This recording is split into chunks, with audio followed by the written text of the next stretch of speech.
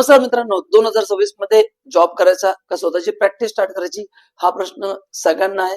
मी पण जेव्हा काम चालू केलं माझ्या मनात प्रश्न होता की अरे मी जॉब करू का स्वतःची प्रॅक्टिस करू. या सगळ्यांची उत्तर आज सोल मी देणार आहे. आपण दोन्हीचं डिटेल अनालिसिस करणार आहे आणि मग तुम्हाला जे बेस्ट आहे ते डिसिजन तुम्ही घ्यायचं आहे आणि त्यामध्ये आयटम काय हेल्प करू शकतं ते तुम्हाला मी आज सांगणार आहे. ओके, सो मित्रांनो, जॉब आणि प्रॅक्टिस सगळ्यात जो मोठा पॉइंट जो आहे माझ्या तो आहे, एक असतो जॉब सिक्युरिटी आणि एक असतो स्किल सिक्युरिटी. कारण आपण जेव्हा कुठे जॉब करतो वी वॉन्ट सिक्युरिटी आणि प्रॅक्टिस करायला लागतं स्किल. या दोन्ही गोष्टींच्या बेसिक क्रायटेरिया वेगळ्या आहेत. Correct. So when you go for any job आपण त्याला पैसे कमी चालतील पण माझा जॉब सिक्युअर्ड पाहिजे. ओके, पण जेव्हा तुम्ही स्वतःची प्रॅक्टिस चालू करू शकता सगळं तुम्हालाच करायचं आहे तिथं स्किल सेट फार महत्वाचा असतो. So based on these two pillars आपण पुढचं डिस्कशन पुढे नेणार आहोत. आणि पुढे जायच्या आधी तुम्ही आमच्या चॅनलला फर्स्ट टाइम आला असेल तर चॅनलला फॉलो करा. व्हिडिओ आवडला तर लाईक करा, मित्रांबरोबर शेअर करा आणि if you want any content like this तर तुम्ही टाईप करून मेसेज करून पाठवा. आम्ही नक्की त्यावर व्हिडिओ बनवायचा प्रयत्न करू. ठीक आहे. सो मित्रांनो, पहिला ऍस्पेक्ट आपण जॉब केलं तर काय होईल. जॉब मध्ये या तीन गोष्टी तुम्हाला लक्षात ठेवायच्या. पहिलं, जॉब मध्ये तुमची सॅलरी फिक्स राहणार आहे. डेफिनेटली इन्क्रीमेंट होईल बट त्याचा एक रेशो असणार त्यामध्ये ती वाढणार आहे. Second, your increment depend on the appraisal. So every yearly तुमचा अप्रेझल होईल. तुमचा परफॉर्मन्स चांगला असेल तर तुमचा सॅलरी वाढेल किंवा परफॉर्मन्स चांगला आहे पण कंपनीचा बिझनेस कमी झालेला आहे, ऑर्डर्स कमी झाल्या आहेत, then it will not increase. आणि तिसरं, as a employee you get limited control. Correct. पण तुमचा जो जॉब आहे, समजा मी जर अकाउंटंट आहे तर माझं काम तेवढंच असणार आहे. करेक्ट ना. So these are the three things you need to understand in job. की तुम्ही if your okay with this three things then there is no problem. काय होतं, आपण जॉब करतो म्हणतो मी प्रॅक्टिस केली पाहिजे, प्रॅक्टिस करणार म्हणतो मी जॉब केला पाहिजे, कारण का त्यात क्लॅरिटी नाहीये. सो दोन्ही फील्ड छान आहेत.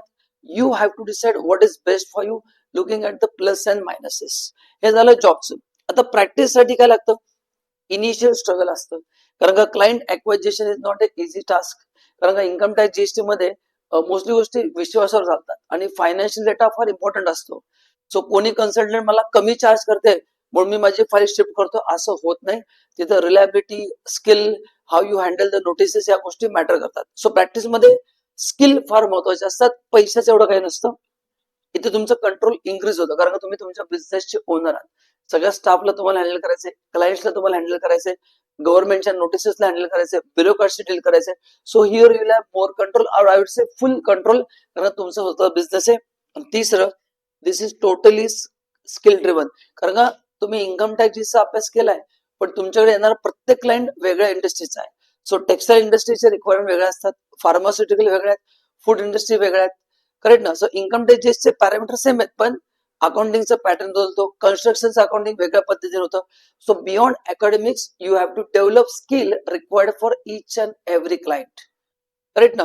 तो या बेसिक गोष्टी सेम असतात पण प्रत्येक क्लायंटचे कंप्लायन्सेस वेगळे असतात कारण तो वेगवेगळ्या इंडस्ट्रीमध्ये काम करत असतो. सो अकॉर्डिंगली जसं तुमचं ज्वेलरी शॉप आहे सो त्याचं अकाउंटिंग वेगळ्या पद्धतीने होतं. तर या सगळ्या गोष्टी तुम्हाला लक्षात ठेवून काम करावं लागतं. So these are the 3 points you need to learn as long as job is concern. तर जॉब करणार असेल तर या 3 गोष्टीवर तुमचं पूर्ण डिपेंड आहे. If your okay with this perfect.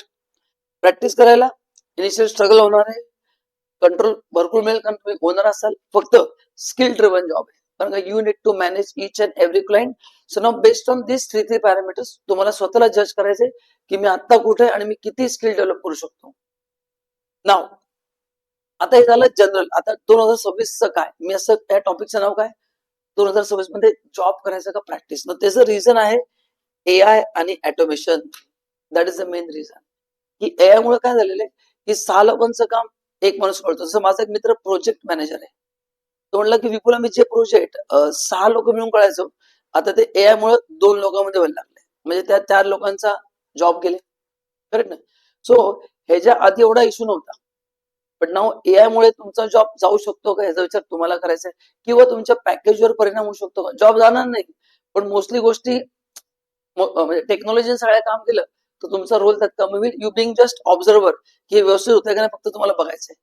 तर तुम्हाला स्किल युज करायला पण किती चान्स मिळेल दॅट इज क्वेश्चनेबल. ऑटोमेशन होत चाललेलं आहे, जीएसटी कंप्लायन्स ऑनलाईन होत चाललेले आहेत. खूप सारे रिपोर्ट्स आता ऑनलाईन येतात, पेपरलेस वर्ककडे आपण चाललेलो आहोत, पण त्याबरोबर कंप्लायन्स पण वाढतोय. सो एआय ऑटोमेशन किती जरी झालं तरी कंप्लायन्सेस वाढतात, कारण का आता अमाऊंट सगळ्या मोठ्या होत चालल्यात. त्यांना फायनान्शियल फ्रॉड अवॉइड करण्यासाठी companies, government, ब्युरोक्रॅट्स want maximum reports, ताकी जेणेकरून कुठे फ्रॉड वगैरे होऊ नये. तर कंप्लायन्स, म्हणून तर गव्हर्नमेंटचे कंप्लायन्सेस वाढत चाललेत, आणि गव्हर्नमेंटला त्यांना पैसे कमवायचे, so they want more income tax, more GST. So where possible they will try to implement maximum control to get maximum out of you. दुसरं रिस्क. आता बघा, आता हे झालं ए ऑटोमेशन. आता रिस्क काय जॉबमध्ये? जॉबमध्ये रिस्क जी आहे ती एक्सटर्नल आहे. तुम्ही काम खूप छान करताय, पण तिथं जर एआय आला, रोबोट आला आणि त्याने तुमचं काम गेलं, तर तुमचा जॉब जाऊ शकतो. प्रॅक्टिसमध्ये जी रिस्क आहे that is only your skill set. प्रॅक्टिसमध्ये तशी बाकी काय रिस्क नाहीये, because you will be dealing with your own client. So फक्त तुम्हाला ते स्किल डेव्हलप करायचंय. जॉब तुम्हाला एकच आहे आणि क्लायंट तुम्हाला हजारो मिळू शकतात, ठीक आहे ना. पण त्यामध्ये चॅलेंजेस पण भरपूर असतात. जॉबमध्ये फक्त सकाळी 9 जायचं, 7 यायचं, जास्त लोकांशी डील नाही करायचं. प्रॅक्टिसमध्ये तुमचा स्टाफ, तुमचे क्लायंट्स, नवीन क्लायंट्स, गव्हर्नमेंटचे notices, income tax notice, GST, different law, different टीमला मॅनेज करायचं, कॉम्पिटिशन चेक करायची, deal marketing. So that is what I am saying, skill set. As a businessman you have to do everything. पण employee म्हणजे फक्त मी माझा job करणार, व्यवस्थित करणार आणि घरी येणार. सो यावरनं आता तुम्ही सांगा की तुम्हाला काय वाटतं, नाउ व्हॉट इज बेटर, है ना. नक्की तुम्ही आता विचार करा की अरे हा, हे मी विचार नव्हता केला. So before you decide anything, या फॅक्टरचा विचार नक्की करा. नाव आता मी तुम्हाला म्हणलं की तुम्ही can you go for hybrid model. म्हणजे मी काय सजेस्ट करेल की समजा तुम्ही आता जॉब करताय आणि तुम्ही आता जॉब सोडून प्रॅक्टिस स्टार्ट करायची रिस्क घेऊ शकत नाही, का तुमच्यावर फॅमिलीची डिपेंडन्सी आहे. कारण प्रॅक्टिसचा रेव्हेन्यू बिल्ड व्हायला 4-5 वर्ष लागतात. तर त्या केस मी कॅन यू स्टार्ट हायब्रिड. म्हणजे काय, तुम्ही 10 to 7 जॉब करा आणि संध्याकाळी 7 ते 9 या 2 तासात जो वेळ मिळतो त्यामध्ये स्वतःची जीएसटीची प्रॅक्टिस चालू करा. तो साइड बाय साइड तुम्हाला दोन्ही इन्कम मिळतील. आणि जेव्हा तुम्हाला वाटेल की माझी आता प्रॅक्टिस चांगली सेट होतीये, मला चांगला स्कोप मिळतोय, मग तुम्ही जॉबवरनं स्विच करू शकता. किंवा वाटलंय माझं काम नाहीये, then you can continue the job. So एक सिम्पल ऍडवाइस आहे की जे लोक जॉबमध्ये आहेत आणि ज्यांच्यावर फायनान्शियल जबाबदारी, you can try hybrid model, but it is little challenging. कारण तुमचा वर्कलोड वाढणार आहे. जॉब आला की स्वतःची प्रॅक्टिस, परत job, practice. So you will have to work more harder. If you are okay with that, this is the most sustainable option as per me. आणि यामध्ये आपल्या आयटॅपचे जे कोर्स आहेत, जीएसटीचा कोर्स आहे, इन्कम टॅक्सचा कोर्स आहे, हे बॅचेस सकाळी आणि संध्याकाळी असतात. तर तुम्ही जर एक महिन्याची जरी बॅच केली मित्रांनो, इन्कम टॅक्स आणि जीएसटी, तुम्ही स्वतःचे रिटर्न्स फाईल करू शकाल, त्यानंतर क्लायंटला सर्व्हिस देऊ शकाल, कंप्लायन्सेस करू शकाल, टीडीएस, अकाउंटिंग. आपल्याकडे प्रत्येक प्रकारचे कोर्स आहेत. In accounting, Tally, GST, advance Excel. तुम्हाला ज्या एरियामध्ये स्वतःला एक्सप्लोर करायचं, स्वतःला ग्रो करायचंय, तुम्ही असे एक महिन्याचे कोर्स करू शकता, ज्यामुळे तुमचा पार्ट टाइम मध्ये इन्कम चालू आहे. हा एक ऑप्शन ज्यांना जॉब नाही सोडायचा. पण तुम्ही स्टुडंट आहात आणि you want to explore something new. Okay, आणि तुम्हाला आता कळलं की नाही सर, मी आता प्रॅक्टिसच करेल सर, मला I am okay with this. पण मला see revenue wise if you ask me, प्रॅक्टिसचा रेव्हेन्यू इज एक्सपोनेन्शियल. जॉबमध्ये एक लिमिटेशन आहे. तुम्हाला माहिती की तुमची सॅलरी किती वाढू शकते, तुम्ही कितीही भारी काम केलं तरी. It cannot be more than your CO. But in practice you can reach up to any level. तुम्ही जी फिगर डोक्यात आणाल त्या तुम्ही पोहोचू शकता, कारण तुमच्या हातात बिझनेस ग्रो करणं. So financial point of view, if you ask me, practice is the best. So तुम्ही जर स्टुडंट असाल, मग तुम्ही काय केलं पाहिजे, तुम्ही आयटीआयचा पीबीए कोर्स केला पाहिजे, जो 11 मंथचा कोर्स आहे, ज्यामध्ये पहिल्या 90 डेज मध्येच तुम्हाला पहिला जॉब मिळतो आणि 300% प्लेसमेंट गॅरंटी. सो आम्ही तुम्हाला पूर्ण प्रॅक्टिकल ट्रेनिंग पण देतो. 7 डिफरंट मॉड्यूल्स आहेत, GST, accounting, income tax, MIS आहे, त्यामध्ये भरपूर आहे, लिगल डॉक्युमेंटेशन आहे, आरओसी कंप्लायन्स, जे काही आहे, इन्व्हेस्टमेंट बँकिंग, सगळं आम्ही प्रॅक्टिकली शिकवतो. आणि प्लस आम्ही तुम्हाला जॉब पण देतो. So there is a 100% job guarantee. आणि जेणेकरून तुम्हाला फीजचं काही टेन्शन नाहीये, कारण त्या फीज मधूनच, म्हणजे तुमच्या जो पगार मिळेल त्यातच तुम्हाला पूर्ण फी पे करायची.